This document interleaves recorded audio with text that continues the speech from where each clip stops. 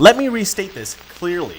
George Soros has been financing the collection and distribution of Russian collusion propaganda to all the major left-wing news outlets in America. Jussie Smollett, George Soros, and Alexandria Ocasio-Cortez. Mr. Reagan. The charges against Jussie Smollett being dropped was a huge miscarriage of justice. Everybody, the whole country collectively shouted, "What the heck?"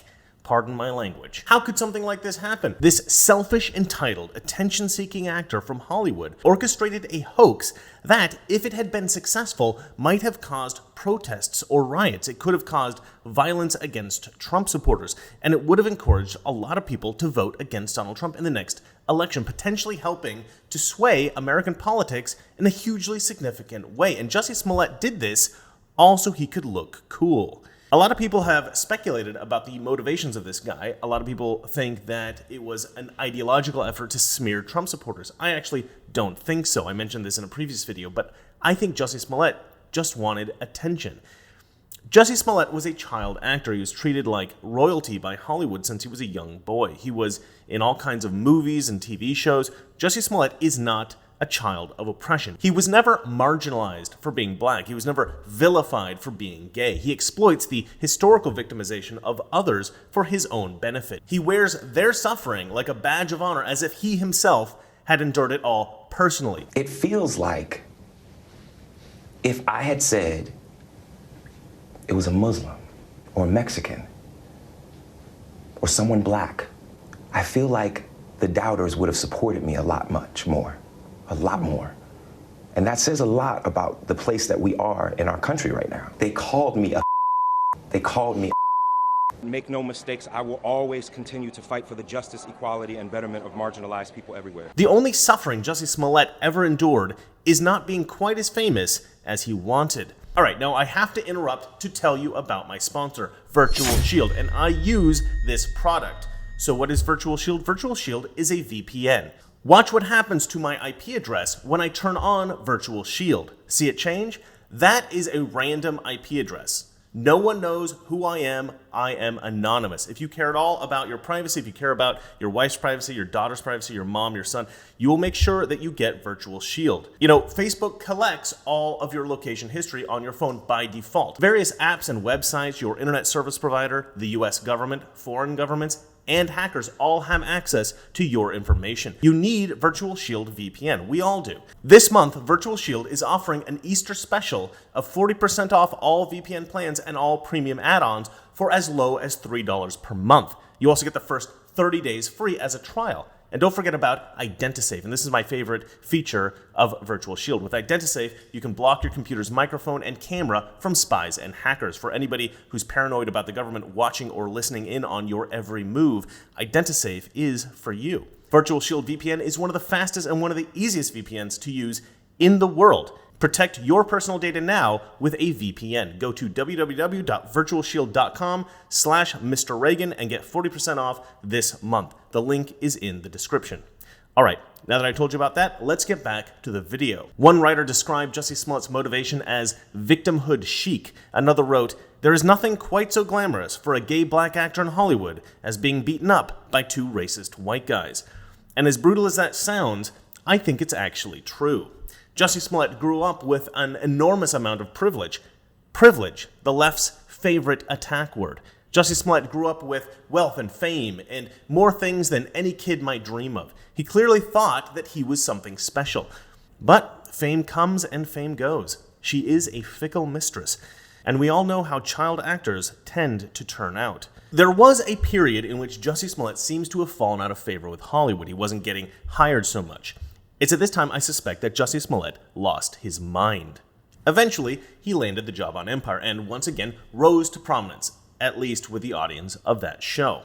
This was clearly not enough for Jussie Smollett. Maybe he wanted the respect of the Hollywood elite. Maybe he wanted a bigger role on Empire. And maybe he wanted starring roles in other TV shows and movies. Whatever the case, he wanted to go from being an actor on Empire to a full-on Hollywood A-list hero. He staged the fight ahead of time.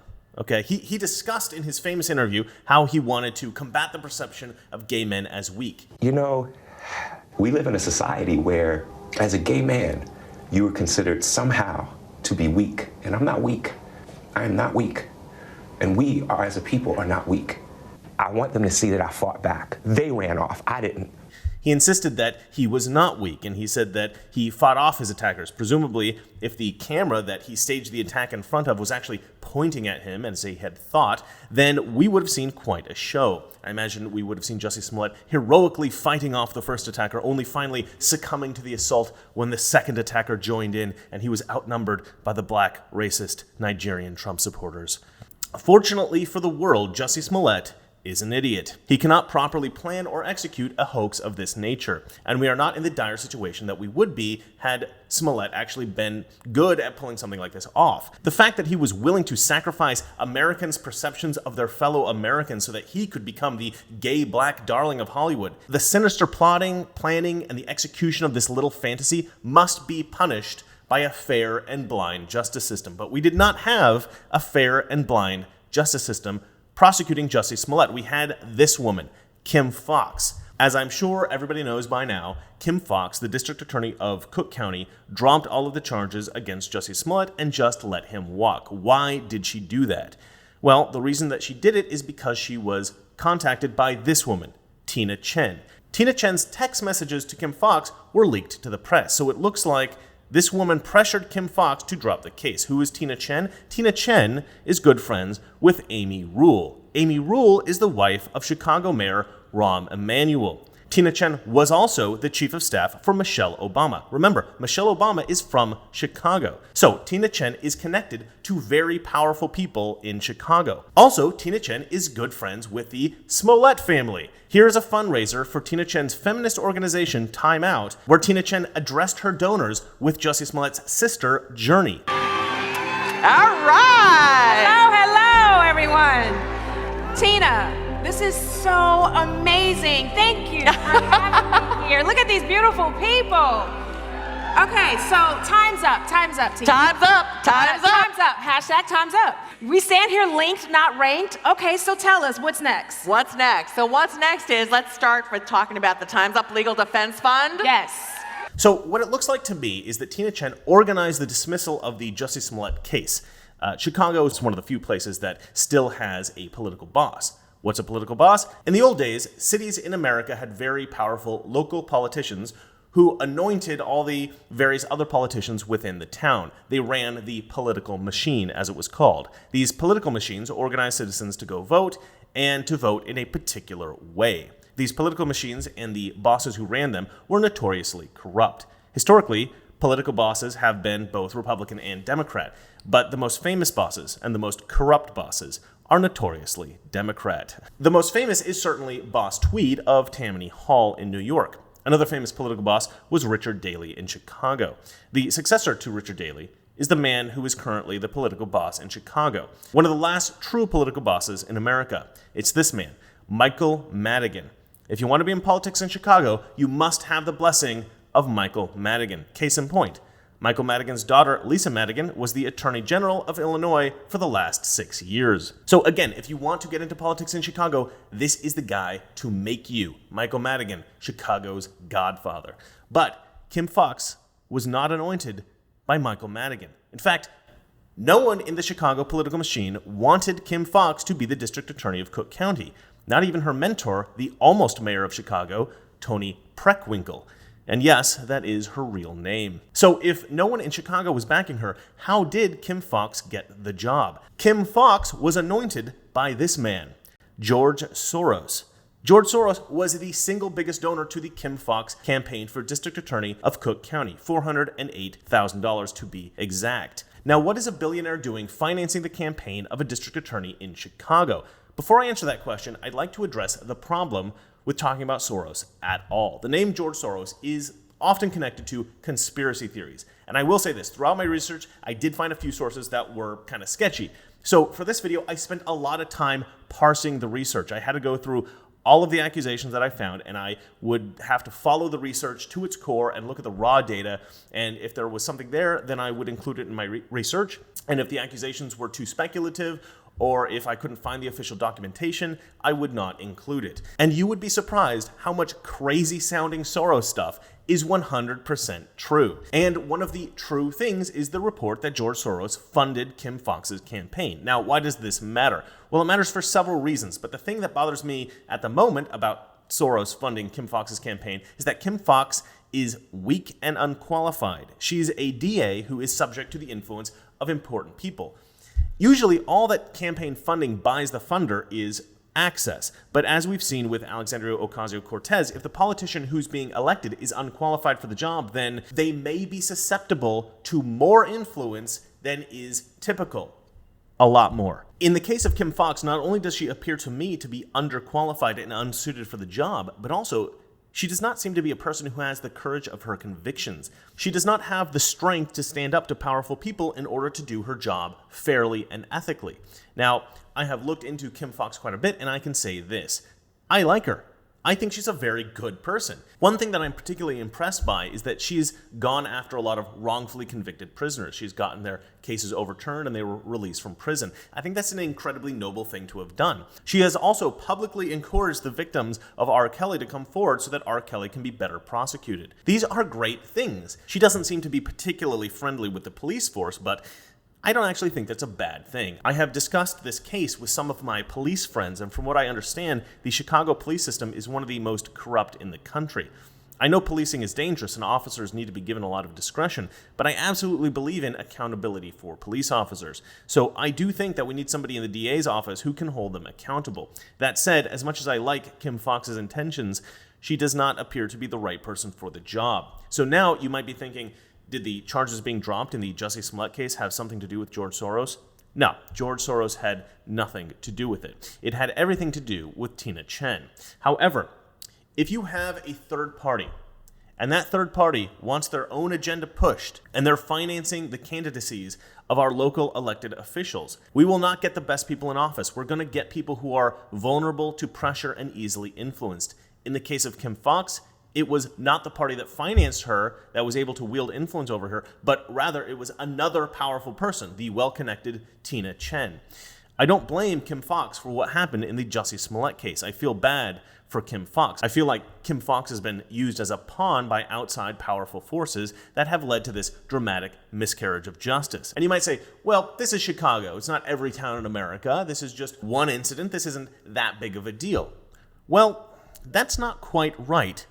All over the country, George Soros is funding the campaigns of other district attorneys. If you saw my follow-up video to the brains behind AOC, you'll know that there is an organization called Real Justice whose aim is to replace all the district attorneys in America with far-left progressives. What I didn't tell you in that video, and what I didn't know at the time, was that the woman who started that organization, Becky Bond, a woman connected to Zach Exley and the Alexandria Ocasio-Cortez stuff, is also one of George Soros's people. Not only that, but George Soros has another guy, a guy by the name of James Rucker, who started another organization called The Color of Change, which also is dedicated to putting radical leftists into district attorney positions. Furthermore, George Soros has directly contributed money to district attorney campaigns across the country, campaigns not associated with these other groups. We are uncovering new information about State Attorney Aramis Ayala and her controversial decision to not seek the death penalty in any case. Under my administration, I will not be seeking death penalty. In a text message, Ayala wrote, "Trying to handle damage control right now. Victims' families don't know. My office doesn't know." The state attorney said she needed help with the Soros question. Ayala was presumably referring to liberal billionaire George Soros, who donated $1.4 million to help her campaign. Earlier today, I asked Ayala's office why the state attorney would need an anti-death penalty organization to help her answer questions about George Soros. We have not yet received a response. In truth, I couldn't find all of the district attorney campaigns across the country who were supported by George Soros because George Soros funnels money through such a complicated network of nonprofit organizations and businesses that it becomes impossible to follow all of the money. What is the out-of-state billionaire funding Noah Phillips' campaign not telling us? That Phillips has been accused of prosecutorial misconduct for cutting a secret deal with a murder defendant? That he could be charged with a felony and lose his ability to practice law? or that Noah Phillips supports reducing punishment for sex crimes and human trafficking. Noah Phillips, unethical, dangerous, wrong for DA. And these district attorneys are not benign. They are usually black or Hispanic, and they're chosen specifically to reduce the severity of prosecutions against black and Hispanic criminals. They're basing this openly racist idea on a fundamental misapprehension of American culture, which pervades the left. The idea is that the criminal justice system is inherently racist, that white people are racist. So if white people are racist and the criminal justice system is racist, then something needs to be done to balance this. This needs to be fixed. Now, I'm convinced that these district attorneys and Soros himself all genuinely believe that this is true, and in this sense, I think that they're actually trying to do some good in the world. But oftentimes, as the saying goes, the road to hell is paved with good intentions. White people are, demonstrably, the least racist people in the world. We are, in fact, the only culture, white culture, that considers racism as a kind of evil. Travel anywhere else in the world, go to Asia or South America or the Middle East or Africa, and you'll discover that racism is normal. See that? What are they saying? They say, Honduras, we don't want those motherfuckers here. That's really? What they said. It is considered a natural part of every culture, except white culture. We are the only culture to demonize racism, as well we should. But you don't even have to go overseas. Just go to a Mexican neighborhood or a black neighborhood or a Muslim immigrant community. You'll find that within most of these subcultures in America, racism against black people is totally normal, or Hispanics, or racism against Muslims or Asians or Jews, and especially racism against white people is perfectly normal. The attempts to install mostly black or Hispanic district attorneys who have a philosophy to specifically help black and Hispanic criminal suspects is an inherently racist endeavor. Aramis Ayala, Democrat running for state attorney, believes in one standard of justice for all. Only Aramis Ayala can bridge the gap between the community and the criminal justice system with a plan to remove bias so defendants charged with the same crime receive the same treatment, no matter their background or race. The ads that are being produced to support these candidates say that they want equal justice under the law. In reality, they're creating a court system which will be so soft on crime that it will undermine its own authority. If criminals know that certain crimes are not being prosecuted, they will feel emboldened to commit those crimes, knowing that there will be no consequences. And if you think I'm exaggerating, just look at what happened with this Soros-funded district attorney, Robert Schuler Smith, in Hinds County, Mississippi. According to the Clarion Ledger, Smith was arrested Wednesday following a joint investigation by the Attorney General's office and the FBI into allegations that the DA had illegally advised or defended individuals charged with crimes. One instance regarded a man named Christopher Butler, who had been charged with embezzlement, wire fraud, and possession of a controlled substance. The Soros-funded DA, Robert Schuler Smith, had allegedly given Christopher Butler's attorney, Stanford Knott, a letter that outlined ways to attack the state's case against Butler. While the Hinds County District Attorney Robert Schuler Smith continues today after a jury is selected. Smith stands accused of conspiring to hinder the prosecution of criminal defendant Christopher Butler. And now, this Soros-funded DA, Robert Schuler Smith, is now running for governor of Mississippi. Governor. County District Attorney Robert Schuler Smith is running for governor. Another example is Soros-sponsored DA Rachel Collins. According to the Gateway Pundit, the far-left district attorney announced new orders for police officers who are no longer allowed, this is crazy, who are no longer allowed to arrest people for shoplifting, for breaking and entering, for destruction of property or vandalism, for resisting arrest, for disturbing the peace, and for drug offenses. She also ordered police to refuse access to ICE officials for the arrest of any illegals in courthouses, no matter the crime.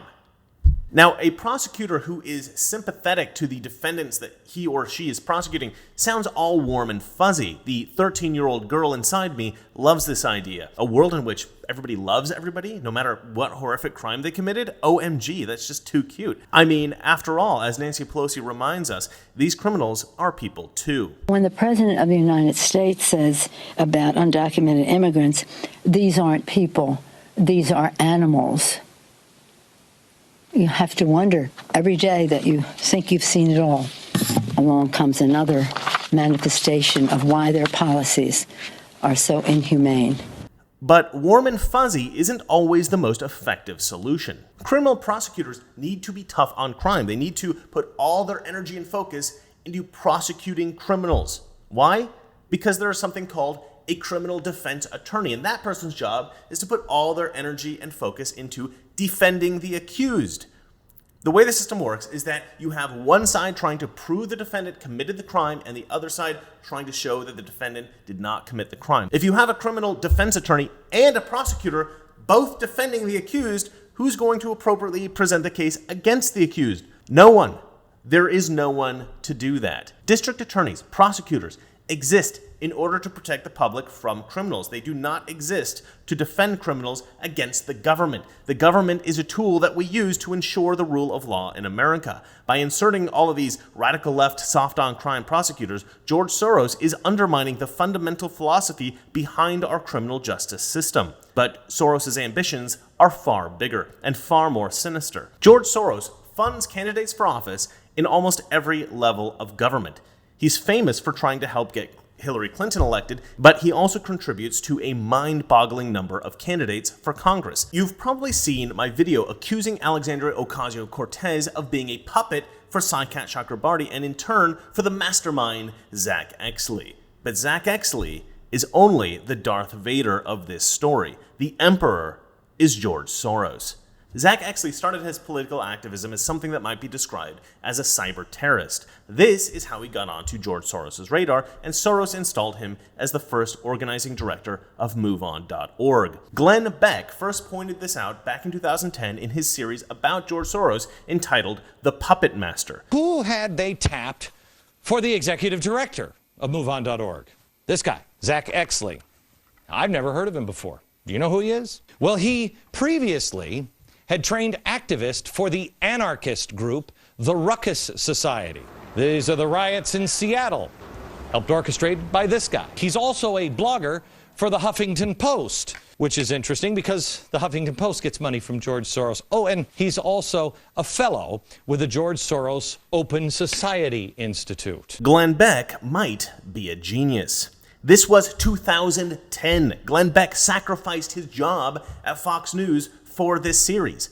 Powerful people don't like to be attacked. I'm grateful to Glenn Beck for the sacrifice. The series is incredible. I highly recommend that everybody look it up and watch it. I also recommend subscribing to The Blaze, which is Glenn Beck's platform. Back to Zach Exley. As well as working at MoveOn.org, Zach Exley also became a fellow at the Open Society Foundation. The Open Society Foundation is Soros's baby. It's his open borders nonprofit. Anytime you hear the Open Society Foundation, it's more or less the same as hearing George Soros. That's his primary organization. It's the one that funds almost all of the others. Eventually, Zach started Brand New Congress and the Justice Democrats working with Saikat Chakrabarti to get the puppet Alexandria Ocasio-Cortez elected to Congress along with others. Make no mistake, Zach Exley is one of Soros's top guys, and he has access to various other Soros-funded organizations. The Sunrise Movement, who helped Saikat Chakrabarti and Zach Exley draft the Green New Deal, they're also funded by George Soros. Side note, Zach Exley has recently gone to the UK with Alexandria Ocasio-Cortez in order to pitch the Green New Deal to the Labour Party across the pond. The Labour Party, unsurprisingly, embraced the radical socialist agenda. At the same time, George Soros has created an enormous anti-Brexit campaign. This guy can't seem to stop trying to influence major world governments. Now, George Soros-funded candidates don't always win, but when they do, that's another person that George Soros has access to in the chambers of our government. And you might think, well, George Soros isn't necessarily looking to control these people, rather he just wants people in office who align with his political ideology. No, he absolutely wants influence. He wants control. George Soros, in his own words. Getting elected is expensive, and representatives are beholden to their supporters. Those who don't play the game, don't get elected. I would have liked to influence policy, and I tried. I tried to get to Bush before he met Gorbachev in Malta, which I thought was the last time, really, to change the direction from the outside. Mm. I was unable to do that. So I think that I've succeeded in everything, not everything, but in most of the things that I could do on my own. And I failed in influencing the policy. But today, Strobe Talbot is the Deputy Secretary of State, is the principal architect of our policy towards Russia. Yes? Yes. He listens to you. He does. So does. you have influence on the part of the principal policymaker, not only towards Russia, but towards Eastern Europe. Yes. George Soros also told the New York Times that Barack Obama was his greatest disappointment because he didn't have more influence over him. Now, why is George Soros doing this? Why does he want all this influence in politics? Does he have some kind of megalomaniacal plan for world domination? I'll let you decide. And let me just say that I don't think that George Soros will ever accomplish his ultimate goals. I believe that the United States government, the checks and balances that we have here, are too robust, and the people of the United States of America, especially those of us on the right, we value our freedom too much to ever let somebody like George Soros fulfill his ultimate plan. Now, oftentimes when we think of a Bond villain, we think of a character like Blofeld, the head of Spectre, sitting in his lair stroking a white cat. Allow me to introduce myself.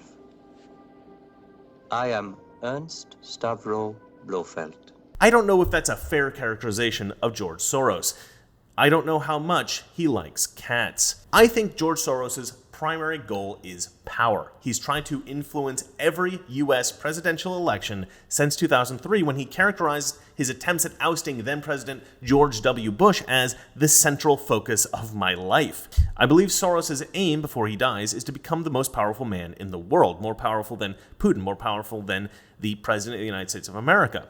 An argument can also be made that the Pope is the most powerful man on earth. Here too, Soros has made serious efforts to manipulate the Pope himself. These have been revealed by WikiLeaks documents. Manipulating and exploiting people and politics and currencies seems to be George Soros's favorite game. George Soros first became famous for destroying the value of the British pound in a single day and making $1 billion in the process. Because of this, he became known as the man who broke the Bank of England. And this has essentially been George Soros's job since the 1980s. He speculates on the values of commodities and currencies and businesses and land and whatever else might have value. He buys and sells these things, and he hopes to make some kind of a profit doing so. And he does make a profit. He makes enormous profits. Some people think that he is the best speculator in the world. One might even call him a genius. The problem is that George Soros has a Machiavellian philosophy of the ends justify the means. Essentially, George Soros believes that no matter how much suffering he causes through his currency manipulations or financial dealings, it's all justified because he believes that he himself is a good person. I am basically there to make money. I cannot and do not look at the social consequences of what I do. George Soros has devalued the currency or supported revolutions that managed to overthrow the government in the UK, Czechoslovakia, Yugoslavia, Serbia, Ukraine, Georgia, Malaysia, South Korea, Indonesia, and Thailand. And he has attempted to devalue the currencies or overthrow several other governments as well, including Russia and Hong Kong. After Soros destabilizes a nation, he often installs his own people in the new government. This secures his influence in the country and helps him to manipulate both the social policies of the nation as well as the international policy, the overall economy, and the value of the currency. The more control Soros has, the more money he can make, and the more of his vision he can realize. George Soros once told a reporter, "Just write that the former Soviet empire is now the Soros Empire." Soros makes huge bets on whole countries and economies. Last year, when he saw cracks in the Asia boom, he began selling the currency in Thailand. Traders in Hong Kong followed suit, triggering a financial crisis that plunged much of Asia into a depression. In the last 2 years, you've been blamed for financial collapse of Thailand, Malaysia, Indonesia, Japan, and Russia. All of the above. All of the above. Yeah. What's it like to have a statement that you make have such serious, grievous consequences? I mean, you can. It looks to me like in a number of situations you can take a position against a currency or make a statement, and the whole country falls apart. Well, it's a tremendous sense of responsibility, actually. Russia is actually so concerned about Soros' influence that they have actually banned Soros from their country. Soros is not allowed to own businesses in Russia, and none of his nonprofit organizations are legally allowed to function there. Soros destabilizes governments and devalues currencies through a variety of investment strategies. He then makes billions on these massive market fluctuations. Speculators only make money when markets move. They also lose money when markets move. This is what makes speculation so risky. Inside information mitigates this risk, but what's even better than inside information? Causing the fluctuations yourself. Soros is one of the few financial players in the world who has the power to move markets himself. And what's the biggest market of all? The US market. If he can destroy the value of the US dollar in a day like he did with the British pound, he will make a fortune. He can then buy up devalued businesses, land, commodities, and various assets at next to nothing. When the economy comes back, he will again make a fortune. But this is not just business for Soros. This is philosophical. Soros considers himself, first and foremost, a philosopher. I have to confess, I also harbored some fantasies of becoming an important philosopher. I felt as if I were in possession of a major discovery that would enable me to fulfill my fantasy of becoming an important philosopher. Soros's primary philosophy? Open society. What is open society? It's a philosophy developed by this guy, Karl Popper. Karl Popper was actually a brilliant man. I haven't read up enough on him, but a lot of what I've read, I agree with. However, what Soros means by open society and what Popper meant are two very different things. Karl Popper's open society consisted of two primary elements, a transparent government and a well-informed and discerning electorate. I like both of those things. By open society, what George Soros means is open borders. In 2015, there was a migrant crisis in Western Europe that persists to this day. Muslim refugees from the Middle East and Africa flooded into Europe. This flood of Muslim refugees was engineered by George Soros. In the shadow of the 2008 recession, Angela Merkel felt she had to do something. Eventually, she adopted a plan. It was known as the Merkel Plan. The architect of this plan was Gerald Naus. Gerald Naus was a fellow at the Open Society Foundation, George Soros's organization. The changes implemented through the Merkel Plan facilitated the flood of Muslim immigrants into Europe and resulted in terrorist attacks and a surge in violent crime throughout Western Europe. During the New Year's celebrations in 2016, 1,200 women were sexually assaulted by immigrant men. In the Nordic countries, the situation is particularly bad. Smashed windows, cars on fire. One of Europe's most peaceful capitals, Stockholm, now witnessing its worst outbreak of violence in years. Rape, murder, and other crime is up all throughout Western Europe because of these immigrants, particularly in Germany and Scandinavia. Flooding a country with culturally distinct immigrants, some of whom are prone to culturally encouraged violence, is a destabilizing phenomenon for any nation, but particularly those with a generous welfare program. The idea that these poor people from one country will flourish in a wealthier country is merely hopeful. It's not rational. The European immigrants are almost all on welfare. Over half of all immigrants in the US are on welfare. Generous welfare programs can have a catastrophically destabilizing effect on a country.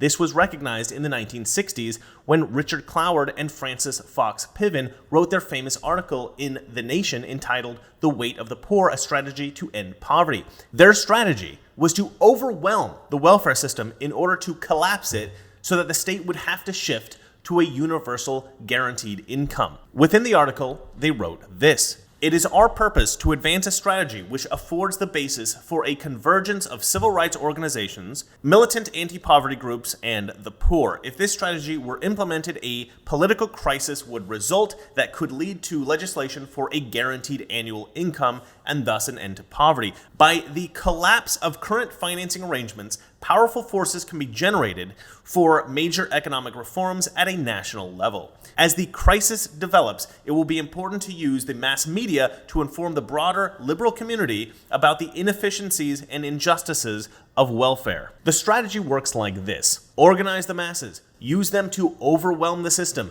manufacture a crisis, use the media to disseminate radical propaganda that claims to solve the crisis, and then pressure politicians to adopt the radical new policies.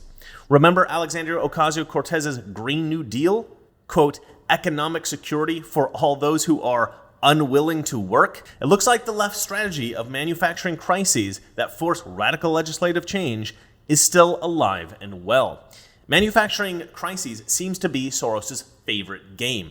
Richard Cloward and Francis Piven's strategy was to overwhelm the welfare system with citizens applying for welfare. The new strategy seems to be import new welfare recipients from other countries. If manufacturing a crisis in the United States is your aim, importing poor people from around the globe is a great strategy. If improving the lives of those poor people around the globe is your aim, then helping them where they are is the only effective strategy. This gumball represents the 1 million legal immigrants that the United States has taken every year on average since 1990. And how many people make less than $2 a day in the world?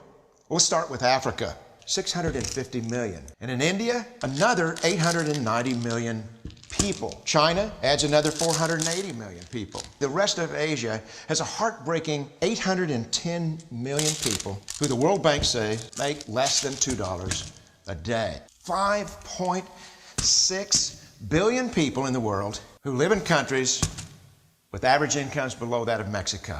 And every year, we take 1 million and suggest that we've somehow made a humanitarian difference. Last year, when we took 1 million immigrants, these countries added 80 million more people into the impoverished populations.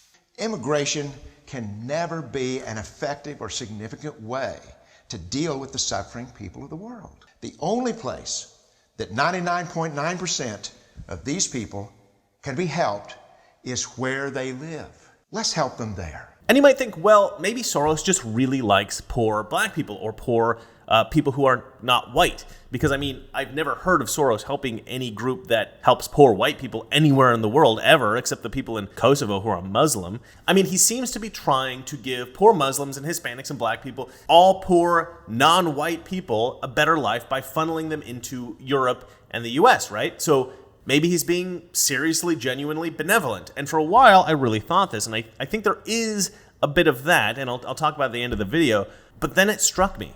Who are the most likely people to cause disruptive activities, protests, and riots to destabilize a nation? It's the people who believe they are being oppressed.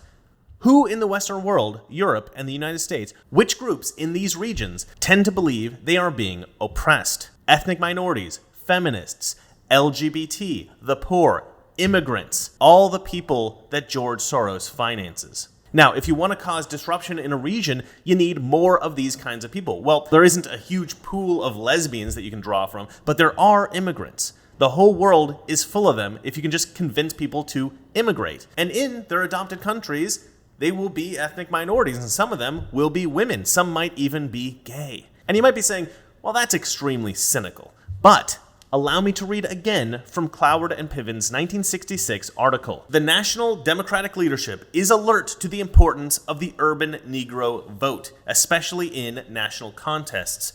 Indeed, many of the legislative reforms of the Great Society can be understood as efforts to reinforce the allegiance of growing ghetto constituencies to the National Democratic Administration. Those seeking new ways to engage the Negro politically should remember that public resources have always been the fuel for low-income urban political organization. If organizers can deliver millions of dollars in cash benefits to the ghetto masses, it seems reasonable to expect that the masses will deliver their loyalties to their benefactors. At least they have always done so in the past. Basically, they're saying, if we Democrats give black people money, they will vote for us. That's what they're saying here.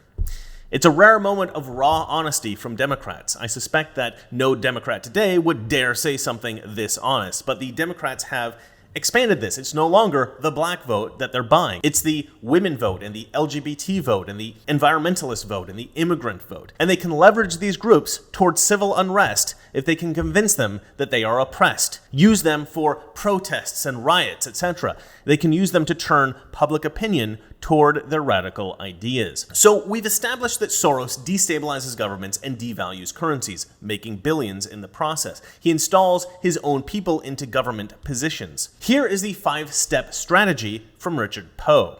Well, these are the 5 steps. We call them 5 steps for overthrowing a government. 1. Form a shadow government. A shadow government is he infiltrates a country with his own operatives, putting them in all levels of life, in politics, in medicine, in academia, in journalism. 2. Control the media. They always start some kind of media operation which is under Soros's ownership or direct control in one way or another. 3. Destabilize the state through economic crises. Step 3 is to destabilize the state, which can be done by causing an economic crisis or perhaps taking advantage of an existing crisis that just happens along. 4. Provoke an election. Step 4 is to provoke an election crisis. 5. Stage demonstrations and accuse the state of voter fraud. He has street activists who go out in the street and create a big ruckus, saying the election's being stolen. He uses his controlled radio or TV stations to blast this message around the country. He declares that the election is fraudulent, that the opposite side, his opponents, are stealing the election. In order to better understand this, I recommend you watch everything Glenn Beck has done on this topic, and to read the book The Shadow Party by David Horowitz and Richard Poe. So, is Soros trying to do any of this in America? Absolutely. Soros has established a shadow government. It's called the Democratic Party. I'll show you in a moment how Soros has managed to control the media, but for now, let's focus on destabilization, provoking crises, and staging demonstrations. This is merely a modification and expansion of the Cloward-Piven strategy: create crises to force radical change. Soros absolutely funds protesters and riots and other destabilizing forces in America. He famously funded the Black Lives Matter movement, which directly led, by the way, to the election of Kim Foxx, the Jussie Smollett DA who dropped all the charges against him. Soros also funded a lot of the organizations that supported the Occupy Wall Street protests, as well as the Berkeley riots against Milo Yiannopoulos. Even more concerning, however, is that Soros funded the immigrant caravans that have come up from Central America over the past 2 years. Soros' Open Society funds the National Immigration Forum, which in turn funds Centro Sin Fronteras. Centro Sin Fronteras is the parent organization of La Familia Latina Unita. La Familia Latina Unita runs Pueblo Sin Fronteras. Pueblo Sin Fronteras is the official organizer of the immigrant caravans. This is all from an article by Patrick Howley in Big League Politics. There are a variety of other big money sources that went into the caravan effort, but the fact that money from Soros, the man who manufactured the European migrant crisis, has gone to organize caravans, that's deeply concerning. So Soros funded Black Lives Matter, Berkeley riots, Occupy Wall Street, and the migrant caravan. It looks a lot like George Soros is intentionally financing highly disruptive forces in this country. And this disruptive financing clearly has a real effect. One effect was the election of Kim Foxx, a candidate who was funded by Soros. And this led to Smollett's charges being dropped. It's a small effect, but it's a dramatic one. It's a perfect illustration of the effect of these outside influences meddling in U.S. politics. The politicians elected to represent and protect Americans must be primarily beholden to the citizens of their city, their state, and to this country.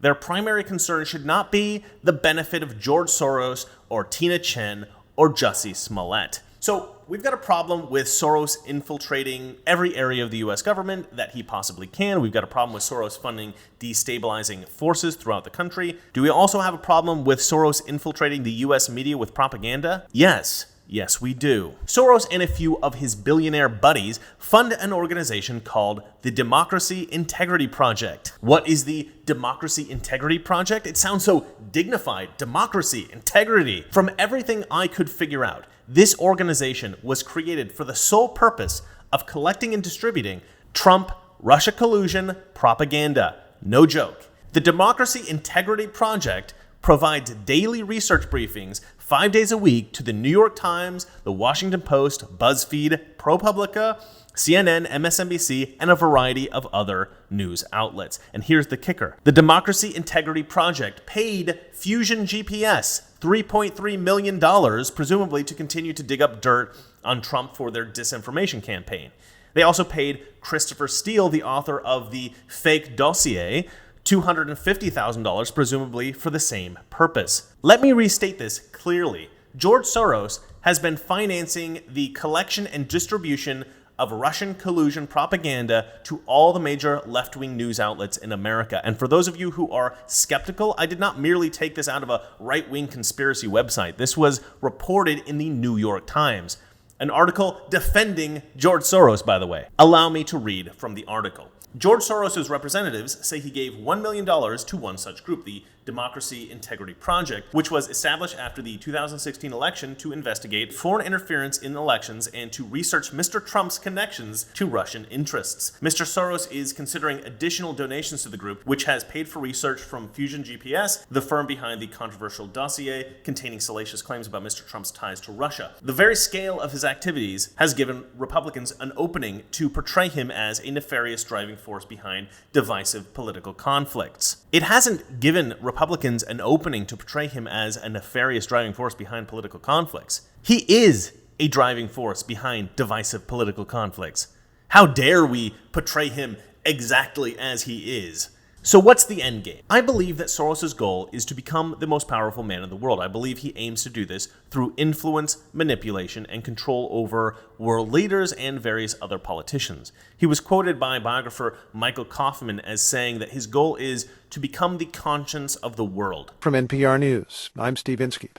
The billionaire George Soros once told a biographer that he wanted to be the conscience of the world. Yes, I did say that, and actually I stand by it. I think the world very much needs a conscience. I want my foundation network to be the conscience of the world. Forget the Christian ethic. Soros believes in Sorosian morality. And what is Sorosian morality? Is he moral at all? I think there is a bit of morality there, but I think he's adopted his morality straight out of the U.S. Democratic political platform. The morality of the Democrats is simple. They want to feel like they're the good guys. They're the white knights. They're the great saviors of the world. In order to be a savior, you need a victim to save, though. And for there to be a victim, there must be a villain. So who do we choose? Well, at various points down the line, blacks, Hispanics, Muslims, immigrants, women, and the LGBT community were all singled out as oppressed groups, victims. The oppressors, variously white people, men, and Christians. And so here you have a very attractive dichotomy. You have the evil, straight, white Christian male, and you have the angelic victims. Everybody else. Never mind that some kid growing up in the Ozarks has 3 teeth left and is perpetually filthy and is never going to get a proper education. And never mind that lots of black kids and gay kids and women grow up hugely privileged, the Jussie Smolletts of the world, for instance. Never mind any of that, because this kid's white and straight and Christian and a boy. He doesn't deserve our help. He doesn't deserve our sympathy. He's the enemy. He is to be condemned for his gender and his race and his sexuality and his religion. I believe that George Soros needed to adopt a morality in which his messianic fantasies could be fulfilled. This black and white villain and victim delusion about the world gave him that morality. In his book, Underwriting Democracy, Soros wrote, "If truth be known, I carried some rather potent messianic fantasies with me from childhood, which I felt I had to control, otherwise they might get me into trouble." And in his book, The Alchemy of Finance, Soros wrote, "It will come as no surprise to the reader when I admit that I have always harbored an exaggerated view of my self-importance. To put it bluntly, I fancied myself as some kind of a god.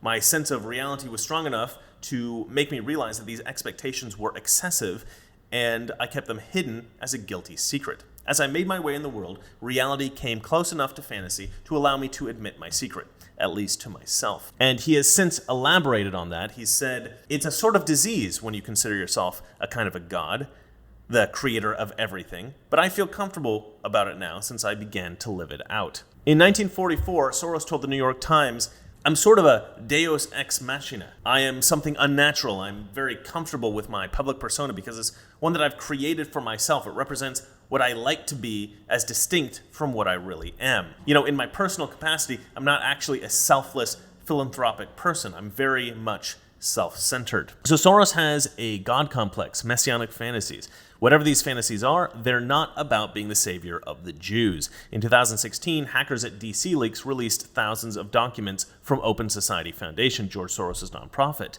Hackers have leaked over 2,000 documents linked to billionaire George Soros. One of the leaked documents from Open Society Foundation indicated that they had taken a pro-Palestinian, anti-Israeli position, but they wanted to keep that a secret. And so they fund some pro-Israel nonprofits purely to keep up the appearance of impartiality. They wrote, "For a variety of reasons, we wanted to construct a diversified portfolio of grants dealing with Israel and Palestine, and in all cases to maintain a low profile and relative distance, particularly on the advocacy front." It goes into greater depth, but essentially they're trying to hide the fact that they're pro-Palestinian, anti-Israel. Soros has referred to his mother as a, quote, typical Jewish anti-Semite, and he has said that he grew up in a Jewish anti-Semitic home, and that his family were uncomfortable with their religious roots. For those of you who view any criticism of George Soros as anti-Semitic, I would argue Soros is not Jewish. He is an avowed atheist who funnels millions of dollars into anti-Israeli organizations. He's not Jewish. He is an atheist, and atheism goes hand in hand with the rest of his philosophy. His father spoke Esperanto, a language invented in order to unify the world. It was supposed to be a universal language that could be spoken throughout the world regardless of culture or national borders. To believe that such a language could be artificially introduced into the world and expect that it would be willingly adopted is the same kind of delusion that might lead somebody to believe that their own morality could be artificially introduced to the world and expect that it would be willingly adopted. Soros was taught by his father to speak Esperanto, and he speaks it to this day. Soros believes in the artificial spread of ideas, social engineering, because his father believed in it. Well, I've got a couple of words of wisdom for George Soros. There is a language that has been adopted by the whole world. It was not artificially introduced. There was no social engineering involved.